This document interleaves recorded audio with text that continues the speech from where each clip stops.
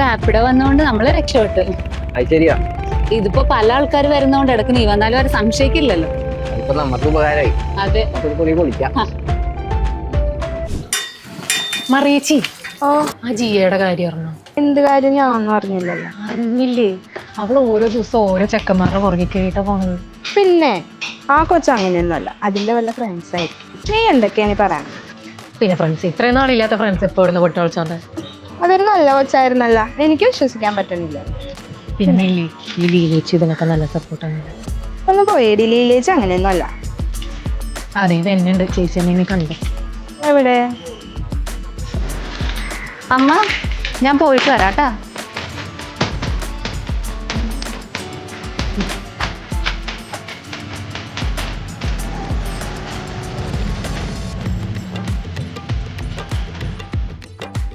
കണ്ടാ ഇപ്പൊ എങ്ങനെയുണ്ട്?